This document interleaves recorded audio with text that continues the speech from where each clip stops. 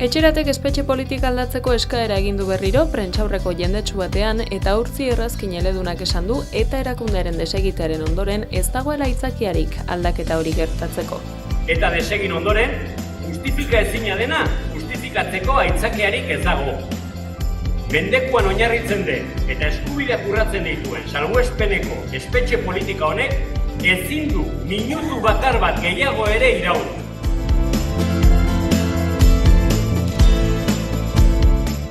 Hain justu, etaren desegitea urrats garrantzitsua izan zela nabarmendu du Errazkinek, baina horrek ekarri behar zuen egoera politiko berria ez dela oraindik iritsi eta presoek zein haien senideek sufritzen jarraitzen dutela salatu du. Bake iraunkorraren bidean egindako urrats guztiak garrantzitsuak izan badira ere, urrats hau ezinbestekoa zen. Prozesu luze baten amaiera eta egoera politiko berri baten abiapuntua zen. Hala eta guztiz ere, agertoki berberean, bake prozesua geldiarazten duten egoera batzuk indarrea mantentzen dira. 16 heriotza biktima eragiten dituena. Konponezinek diren kalteak eta gaur egun eragiten jarraitzen direnak. Gu guztioi, zein espetxean ditugun gure senideoi, sufrimendu amaigabe bat eragiten diguna.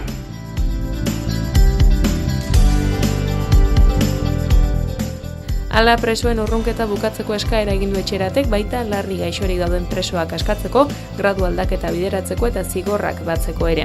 Espetxe politika estatu politika dela deritzo Etxeratek eta beraz aldatzeko erabakia ere eskubideen inguruan legedia betetzeko politikoa izan behar dela. Indar politikoei, erakundeei, Eusko Legebiltzarrari eta Nafarroako Parlamentuari bide berri eta zail honetan aurrera egiteko sendotasuna eskatu eta gizarte zibilaren lana babestea exijitu die Etxeratek.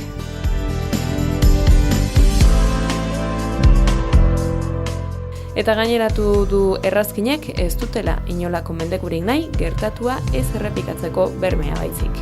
Euskal Herriko biktima gehienekin gertatzen den antzera, Euskal preso politikoen senide eta lagunak ez dugu inolako mendekurik nahi. Sufritutakoa sufrituta ere. Gertatu dena berriz errepika ez dadin nahi dugu. Atzera bueltarik gabe.